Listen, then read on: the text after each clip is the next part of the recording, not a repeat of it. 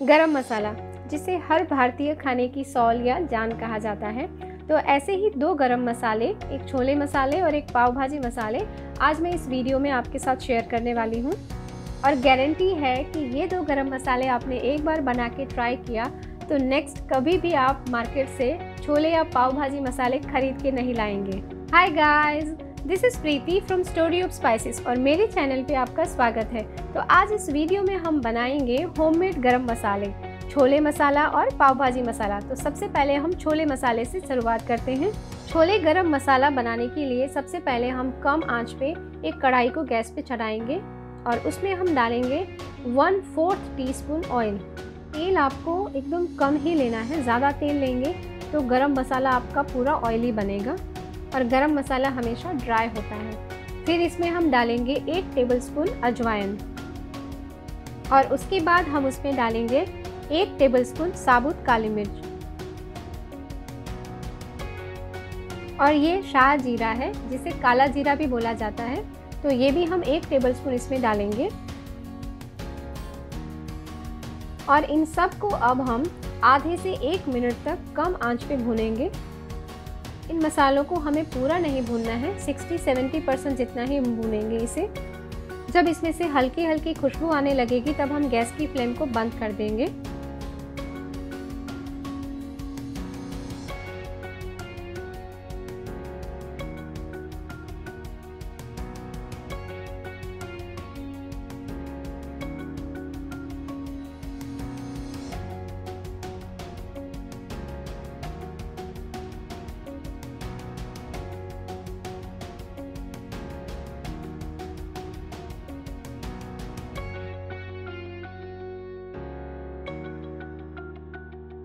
और इसमें हम डालेंगे 10 से 12 लौंग, दालचीनी के 2 इंच के 2 टुकड़े,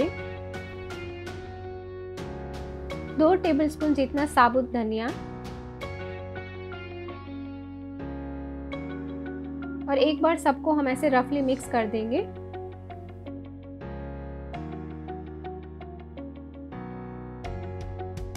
फिर इसमें हम डालेंगे 1.5 टेबलस्पून जीरा, 2 बड़ी इलायची, 4 से 5 छोटी इलायची और 1 साबुत चक्री फूल भी डाल देंगे।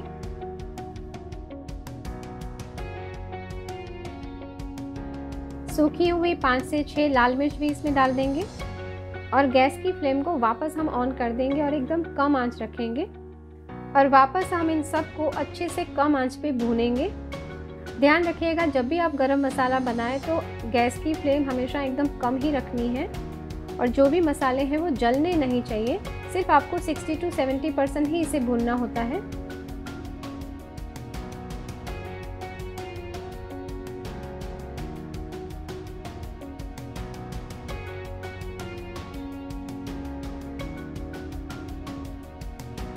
तो करीब 1 मिनट होने को आया है और ये हमारे सारे गरम मसाले अच्छे से भुना चुके हैं। तो अब यहाँ पे हम गैस की फ्लेम को बंद कर देंगे। अब ये जायफल है, अब क्योंकि इसकी तासीर जो है वो बहुत गर्म होती है तो यहाँ पे इसे हम पूरा नहीं लेंगे, तो मैंने इसको ऐसे क्रश करके 1/4 जायफल लिया है, इसे भी हम इसमें डाल देंगे। फिर इसमें हम 1 जावित्री डालेंगे और 4 से 5 तेज पत्ते हम इसमें डालेंगे। अब ये जो जायफल और जावित्री है ये फ्लेवरिंग देने के लिए है गरम मसाले में, तो इसीलिए हमने गैस बंद करने के बाद इसमें डाला है। और हमारी जो कढ़ाई है वो ऑलरेडी गर्म ही है, तो उसका जितना टेम्परेचर है उसी में ही ये अच्छे से भुना जाएगा। तो अब हम इन सारे खड़े मसालों को कम्प्लीटली ठंडा कर देंगे, उसके बाद ही इसको मिक्सी में पीसेंगे। तो हमारे ये मसाले ठंडे हो चुके हैं, तो इसे हम एक ग्राइंडिंग जार में ले लेंगे। इनको पीसते टाइम हमेशा ध्यान रखें कि मसाले जो है वो कम्प्लीटली ठंडे होने चाहिए और हो सके तो आप हाई वोल्टेज मिक्सी का यूज़ करें, उससे मसाले बहुत जल्दी पिसा जाते हैं। आपको इन्हें बहुत ज़्यादा देर तक नहीं पीसना है, वरना इसमें से ऑयल रिलीज़ होने लगेगा और इसका जो फ्लेवर है वो भी जल जाएगा।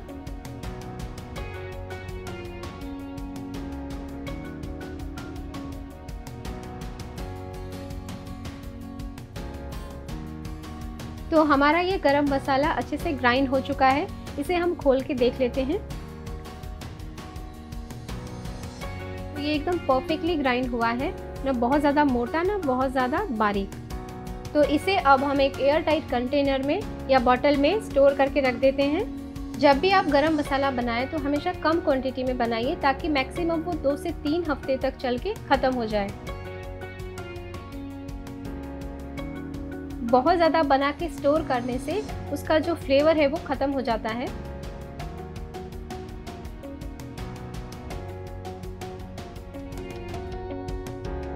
तो हमारी ये बॉटल भर चुकी है, तो इसको हम ढक्कन लगा के सील कर देंगे।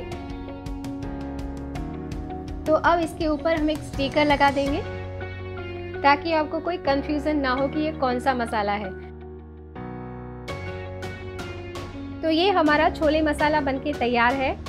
आप इस तरीके से छोले गरम मसाला बना के एक बार घर पे छोले भटूरे ज़रूर बनाइए, और मैं गारंटी के साथ बोलती हूँ कि छोले गरम मसाला आप बाहर से तो कभी भी नहीं ही लाएंगे, साथ में बाहर का छोला भटूरा भी खाना बंद कर देंगे और हमेशा घर पे ही बना के खाएंगे। इस छोले मसाले को आप कोई और सब्ज़ी या दाल में भी यूज़ कर सकते हैं। कोई सब्ज़ी आप हमेशा वही टाइप से बना के उसके टेस्ट से बोर हो गए हैं, तो आप उस सब्ज़ी में थोड़ा सा ये छोले मसाला डालिए, फिर देखिए उसका कमाल। आपकी वही बोरिंग सब्ज़ी एकदम फ्लेवरफुल और टेस्टी बन जाएगी। तो हमारा छोला मसाला तो बन चुका है। अब हम बनाते हैं पाव भाजी गरम मसाला। तो पाव भाजी गरम मसाला बनाने के लिए सबसे पहले हम एक कढ़ाई लेंगे। इस कढ़ाई को हमें गैस पे नहीं चढ़ाना है, सारे मसाले ऐड करने के बाद हम इसे गैस पे चढ़ाएंगे। तो सबसे पहले हम इसमें डालेंगे 2 टेबलस्पून जीरा, फिर हम इसमें डालेंगे 2 टेबलस्पून सौंफ। सौंफ हमेशा आपको पतली वाली लेनी है। 1 टेबलस्पून साबुत काली मिर्च लेंगे, 1 टीस्पून मेथी दाना, और साथ में ही हम लेंगे इसमें 4 टेबलस्पून साबुत धनिया।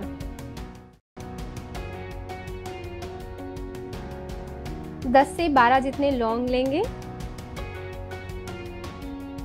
2 इंच का दालचीनी का एक टुकड़ा, साथ में ही लेंगे हम इसमें 1 बड़ी इलायची और 3 छोटी इलायची,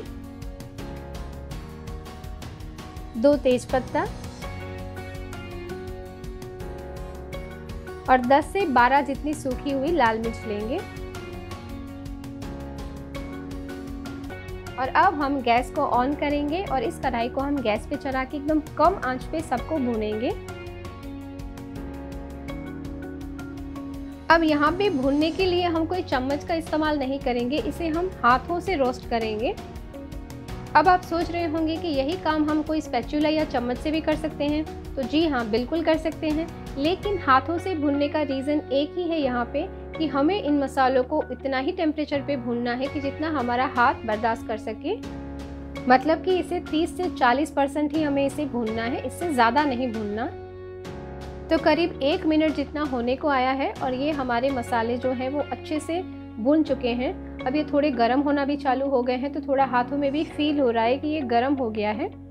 इतना भुनने के बाद आपको थोड़ी सी हल्की हल्की खुशबू आना चालू हो जाएगी, तो आपको समझ में आ जाएगा कि आपका मसाला भुना चुका है। और अगर आपको चेक करना है तो ये देखिए, एक तेजपत्ता हम ऐसे हाथों से अगर क्रश करेंगे तो ये आराम से टूट जाएगा। और ये देखिए, दालचीनी भी आराम से टूटती जा रही है। इसका मतलब है कि हमारे मसाले अच्छे से भुन चुके हैं। तो यहाँ पे हम गैस की फ्लेम को बंद कर देंगे। गैस बंद करने के बाद ही हम इसमें डालेंगे 1 टेबलस्पून कसूरी मेथी। ये कसूरी मेथी भी मैंने घर पे ही बनाई है। तो अगर आपको देखना है कि कसूरी मेथी कैसे सिर्फ 5 मिनट में हम घर पे बना सकते हैं, तो इसकी भी वीडियो मैंने नीचे डिस्क्रिप्शन बॉक्स में डाल दी है, तो आप एक बार ज़रूर देख लें। तो हमारी जो ये कढ़ाई है ये ऑलरेडी गर्म ही है, तो उसी के टेम्परेचर से ये जो कसूरी मेथी हमने इसमें डाली है लास्ट में, वो भी अच्छे से इसमें भुन जाएगी। तो अब हमारे सारे मसाले भुन चुके हैं अच्छे से। तो अब इसे हम कम्प्लीटली ठंडा कर लेंगे, उसके बाद ही इसको मिक्सी में डाल के पीस लेंगे। तो 15 से 20 मिनट के बाद ये देखिए, हमारे मसाले जो है वो अच्छे से पूरे कम्प्लीटली ठंडे हो चुके हैं। और अगर इसे हम ऐसे हाथों में लेके क्रश करेंगे तो ये आराम से क्रश हो जाते हैं। तो हमें इसे सिर्फ इतना ही भूनना था। इसके कलर आप देखो, सारे मसाले के कलर जैसे थे वैसे ही हैं। तो अब इन मसालों को हम एक ग्राइंडिंग जार में ट्रांसफ़र कर देंगे।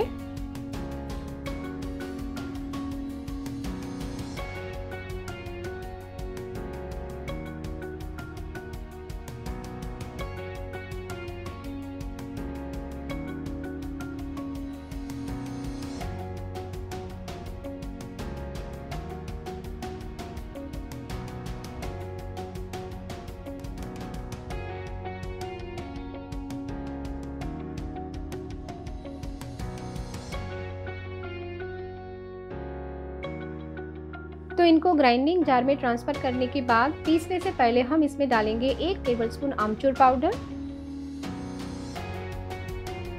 1 टीस्पून नमक और हाफ टी स्पून काला नमक।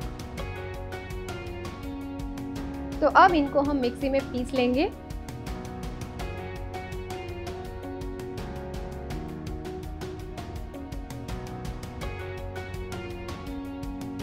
इनको पीसते टाइम आपको ध्यान रखना है कि बीच बीच में आप इसको चलाते रहें मिक्सी को, ताकि मसाले जो हैं वो इक्वली पिसाए।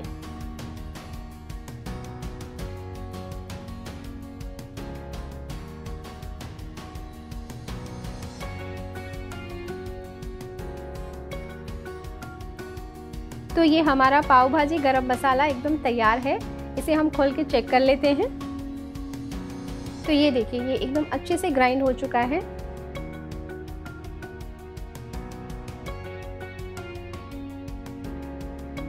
तो इस मसाले को भी अब हम एक एयर टाइट कंटेनर में या बॉटल में ट्रांसफ़र कर देंगे।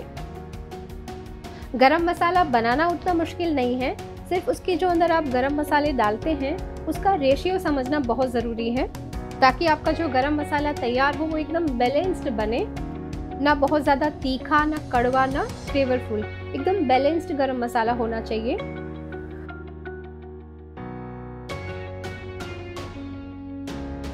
तो ये हमारा होममेड पाव भाजी गरम मसाला भी बनके तैयार है। इसे हम ढक्कन लगा के सील कर देते हैं।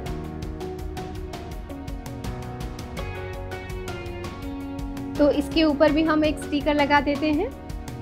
तो अब आप नेक्स्ट जब भी घर पे पाव भाजी बनाइए तो ये पाव भाजी मसाला बना के उसमें ज़रूर डालें और फिर मुझे नीचे कमेंट बॉक्स में अपने रिव्यू ज़रूर बताएं कि आपको ये मसाला कैसा लगा। तो इसी तरीके से हमारे 2 होममेड गरम मसाले, छोले मसाला और पाव भाजी मसाला बनके एकदम तैयार हैं। ये मसाले मेरे घर के खाने का स्वाद तो बढ़ाते ही हैं, एंड आई एम श्योर कि अगर आपने भी इस मसाले को बना के आपके घर पे ट्राई किया तो आपके घर के खाने का भी स्वाद और फ्लेवर दोनों ही बढ़ने वाला है। तो एक बार आप इन गरम मसालों को अपने घर पे बना के ज़रूर ट्राई करें और हाँ, नीचे कमेंट बॉक्स में अपने रिव्यू ज़रूर शेयर करें। इसके सिवाय अगर आपको कोई और रेसिपी मुझसे सीखनी है तो नीचे कमेंट बॉक्स में आप ज़रूर लिखें। डेफिनेटली मैं वो रेसिपी यूट्यूब पे ज़रूर शेयर करूँगी। और हाँ, मेरे यूट्यूब में से जब भी आप कोई रेसिपी बनाते हैं तो उसकी फ़ोटोग्राफ अपने सोशल मीडिया में डाल के स्टोरी ऑफ स्पाइसेस को टैग करना ना भूलें। और अगर आपको ये वीडियो अच्छी लगी तो इसे लाइक और सब्सक्राइब और शेयर ज़रूर करें। मेरे किचन के खजाने में ऐसी और भी बहुत सारी रेसिपीज़ हैं जिसको मैं आपके साथ शेयर करती रहूँगी। तो मेरे साथ इसी तरीके से आप जुड़े रहिए। और अगर आपने अभी तक मेरे चैनल को सब्सक्राइब नहीं किया है तो आप एक बार इस चैनल को ज़रूर सब्सक्राइब करें। इस वीडियो को देखने के लिए आपका बहुत बहुत धन्यवाद और फिर मिलेंगे हम एक बहुत ही जल्दी नई रेसिपी के साथ।